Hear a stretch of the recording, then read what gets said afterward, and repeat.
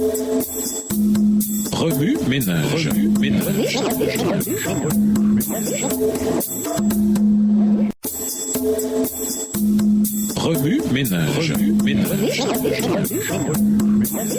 Bienvenue dans votre émission. Remue ménage. Nous voilà à la leçon 6. Rendre la vue aux aveugles. Nous vous invitons à lire Jean 9 et Jean 10. Introduisant, le conflit s'intensifie. Jean 7 marque le début des 6 derniers mois de la vie de Jésus. Après avoir initialement évité la Judée en raison de la menace qui pesait sur sa vie et son ministère, Jean 7 et versets 1 et les versets 9 à 19, Jésus revint à Jérusalem pour la fête des Huttes, Sukkot, une fête de gratitude et de joie qui se déroulait après le jour des expiations. Le peuple était reconnaissant à la fois pour la moisson et pour le passage du jugement. Malgré la menace qui pesait sur sa vie, Jean 7 et versets 30-44, Jean 8 et versets 57 à 59, Jésus assista à la fête arrivant apparemment au milieu de la semaine de célébration. Jean 7 verset 14. Son entrée donna lieu à un long dialogue entre lui, les Juifs et les adorateurs. Jean 7, le verset 16 à Jean 8, le verset 59. Jésus déclara à plusieurs reprises son lien avec le Père. Jean 7, les versets 16 à 18 et le verset 29, et Jean 8, les versets 14 à 18 et les versets 54 et 55. Ce qui amena les gens à s'interroger sur son identité et son origine. Jean 7,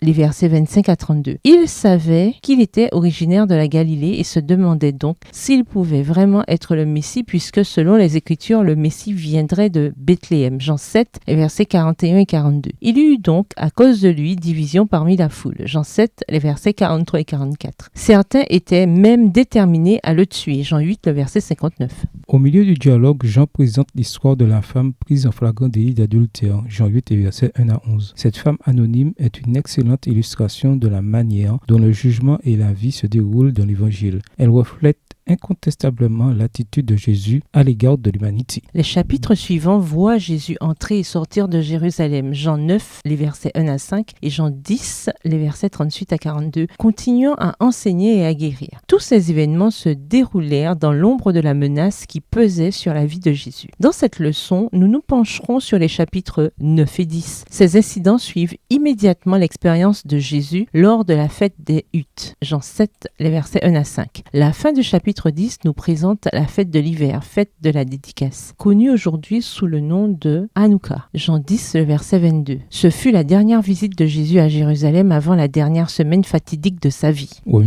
Lisez Jean 10 et versets 6 à 14. 3 fois en prenant votre temps, demandez au Seigneur de vous parler de toute idée qu'il pourrait vous apporter. Demandez-lui ce qui s'applique à votre vie dans ce passage. Faites ensuite une pause et parlez avec lui de ce que vous êtes en train d'apprendre. Remarquez les différentes déclarations « Je suis ». Que vous révèle-t-elle? Créez un schéma ou une caractéristique de ces versets. Au revoir. Et à demain si tu veux.